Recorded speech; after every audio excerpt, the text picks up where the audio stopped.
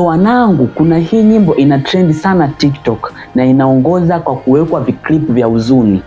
Nyimbo yenyewe inaitwa Kamin na leo naenda kuelezea historia yake na pia inamaanisha nini. Nyimbo yenyewe sasa, kama haujawahi kuisikia au kama unaisikia, ni hii hapa.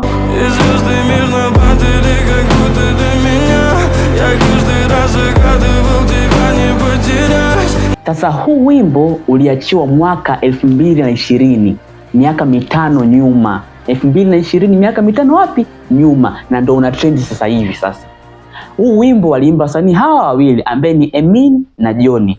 Hasa hawa wasanii walikuwa wanaelezea kisa fulani hivi ambacho ni true story na kimewakuta vijana wengi sana ambao wameumizwa na mapenzi. Hivyo basi story yetu inahusu vijana watatu ambao ni Richard, George na Irene.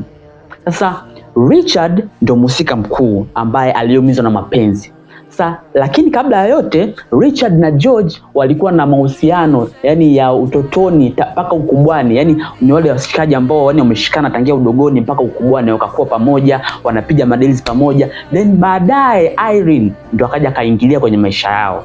Hivyo basi ikapelekea wao kufanya kazi pamoja kama familia. Lakini siku moja wakati wanaandaa deal la kwenda ku-approach na kuiba benki, George na Richard wakaandaa ramani vizuri tu, wakaisema wanaingilia hapa, wanatokea hapa, wanatokea hapa ili wasikamatwe na polisi. Irene naye alikuwa upande wa nyuma ana set zile silaha zile, yani kama ni machine gun anaziweka vizuri nini, na wanapaki ili waende kufanya nini, uvamizi. Sasa baadaye Richard, George na Irene wakaingia kazini, wakaenda kufanya uvamizi sasa. Lakini wakati Richard na Irene wapo ndani wanafanya uvamizi, George naye alikuwa kwenye gari anawasubiri.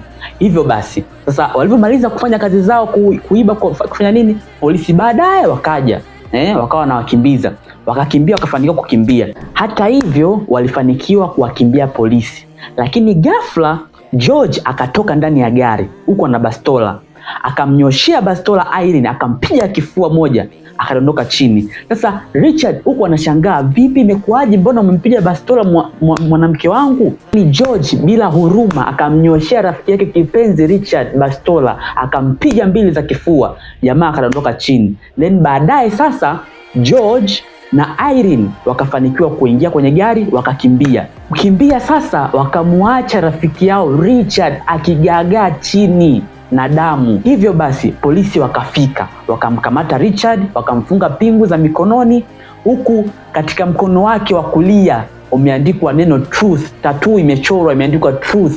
Hiyo tattoo ilikuwa inamaanisha mapenzi ya kweli, na walichora wote wawili siku moja. Hizo tattoo walichora miaka mingi iliyopita kama ishara yao ya mapenzi ya kweli. Hivyo basi baadaye Richard akapelekwa mahakamani, kesi yake ikasomwa na akakutwa na hatia, akapelekwa jela miaka 15. Miaka 15 jela, akakaa, akasota, akamaliza kesi yake, then akatoka. Sasa alivyotoka akasema hakubali, lazima afanye kisasi, alipize kisasi walichomfanyia. Basi akaanza na uchunguzi.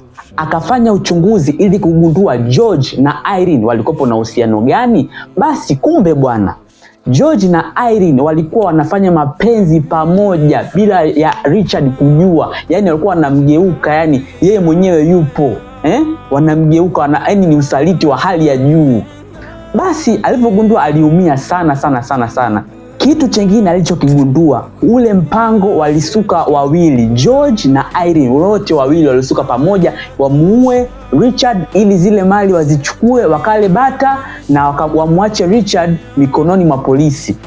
Sasa baadaye alivyoenda kwenye apartment yake akakutana na zile picha za zamani zile, kipindi wapo pamoja. Aliumia sana sana sana akiziona zile picha. Sasa akaseti mpango wa kuangamiza wote wawili, bwana George na Irene. Hivyo basi akaandaa silaha zake, akaseti vizuri, akategea siku ambayo wanatoka, wapo sehemu fulani, akajua location, kila kitu kuhusu wao. Then akajitega kwenye gorofa la juu. Lakini kabla ya yote alikuwa na maumivu makali sana, yani moyo wake unavuja damu, moyo unavuja damu kinoma. Yani rafiki yako, besti yako amekusaliti hivi imagine ingekuwa ni wewe hapo, ungejisikiaje? Basi akaseti ile bastola yake ambayo ni sniper, akamlenga bwana George. Alivyomlenga akataka kupiga, baadaye akamwona na ule Irene, akawa na maumivu makali sana. Lakini kabla ya yote vile, wakati anataka apige tu, akamwona na mtoto. Akasema huyu mtoto kwa hiyo akakuwa mkubwa hivi mpaka yani akaahirisha mpango wake. Then hivyo basi story yetu inaishia hapo. Jamaa akaamua aache mpango wake wa mauaji, akaendelea na maisha yake. Lakini hata kwenye maisha yetu usaliti haufai, sio mzuri, japokuwa mambo kama haya yanatokea sana kwenye jamii zetu. Hivyo tupendane na tuishi kwa amani, bila kusahau, msisahau kunifollow, kulike, kushare, kucomment.